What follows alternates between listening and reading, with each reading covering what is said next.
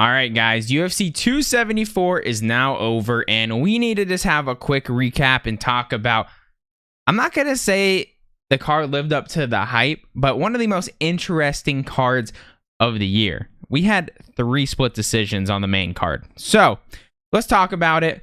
Obviously, the first thing I do want to address, I feel really bad for Donald Cerrone. Donald Cerrone got food poisoning or some kind of stomach bug after cutting weight. So can you imagine cutting all that water out of your body and then the next day, like you're finally getting rehydrated and you have to just start puking up all day?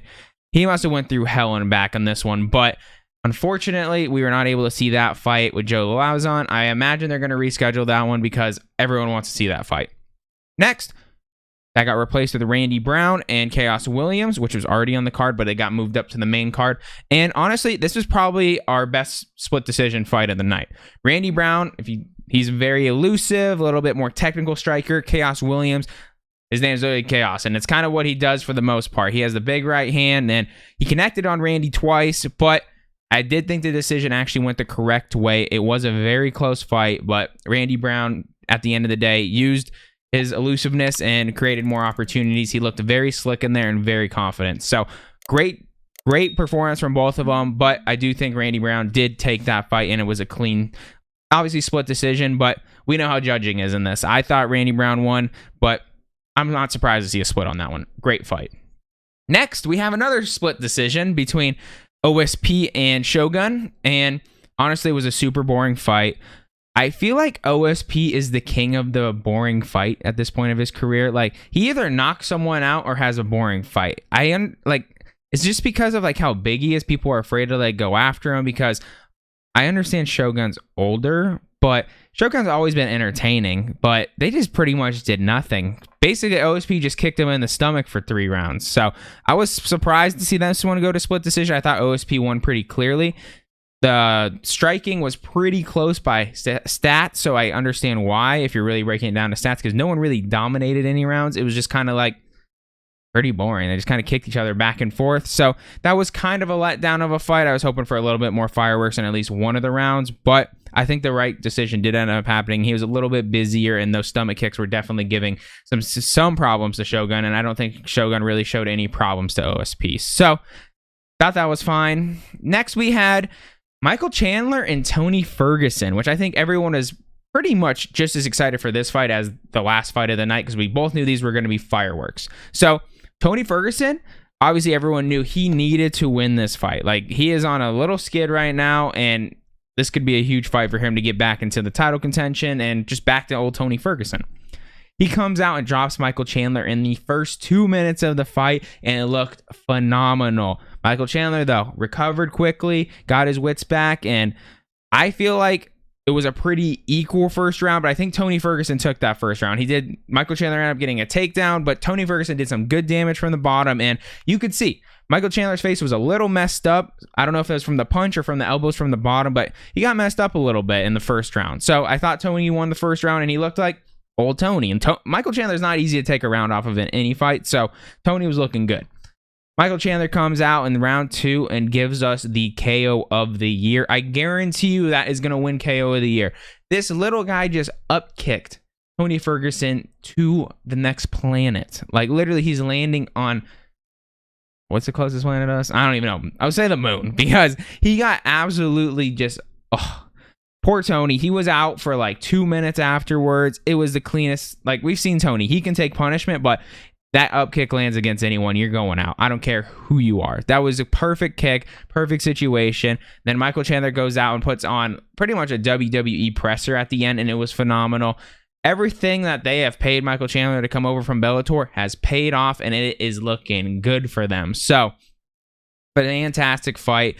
Thought Tony was going to kind of bounce back, but unfortunately got just kicked into the next century. So, Michael Chandler, congratulations. I would love to see you and Conor McGregor fight. I think that is a fight to make because both of you guys are in that awkward range of like, you've lost to the better guys in the division, but like, you're really exciting to watch. So I would love to see that fight.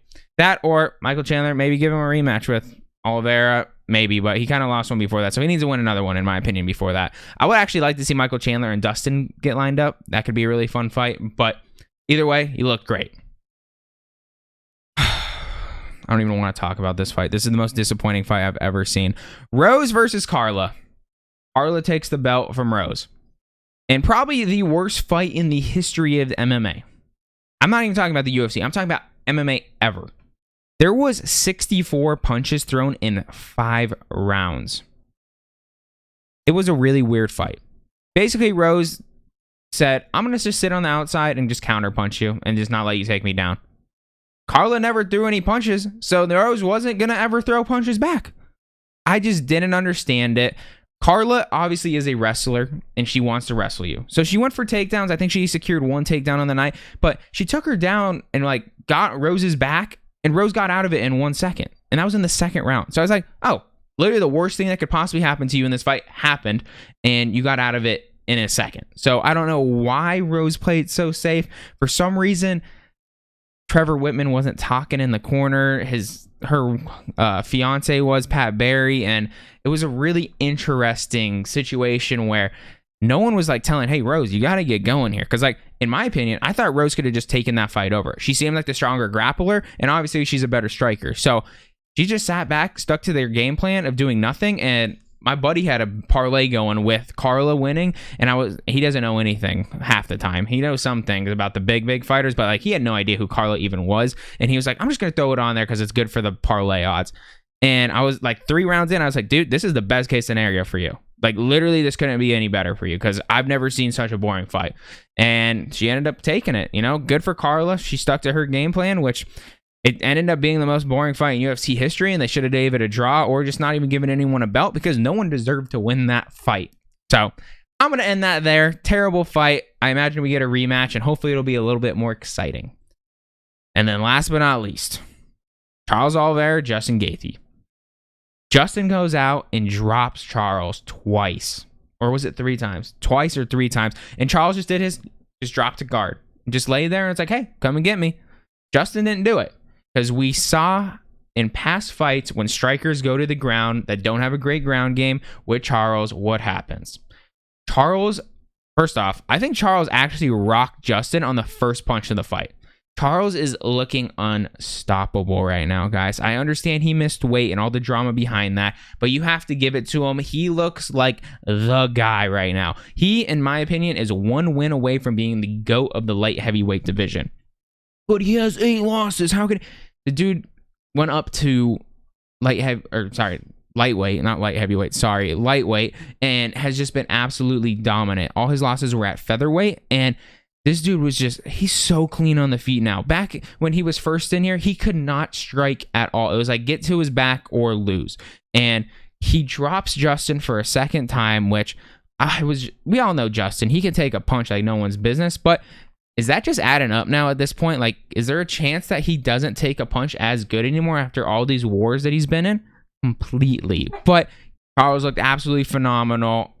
I personally think I wish that him and Khabib could fight because that would have been one of the highest skilled fights ever in UFC history, just from them being so good in both areas and having a legit counter to Khabib's ground game. But we can't really argue it because he is respectful and he will not call out Khabib because he understands that he has retired because of what he said to his mom. So Charles Oliveira is looking unstoppable right now. We'll see if Islam gets the chance. I think he's still going to have to go fight Delouche. If he wins that one, then you have to kind of give it to him. So we're talking some crazy stuff right now.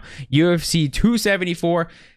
It was interesting. It wasn't a great card, but there were some exciting fights between Charles and then obviously Michael Chandler with the upkick, and then the Randy Brown one was pretty good as well, but the other 2 were absolute stinkers. So I don't think it lived up to the hype, but it was still a fun night. I appreciate you guys for enjoying today's video. If you guys did, make sure you press like on the video, subscribe to the channel, and I'll catch you guys later. Peace.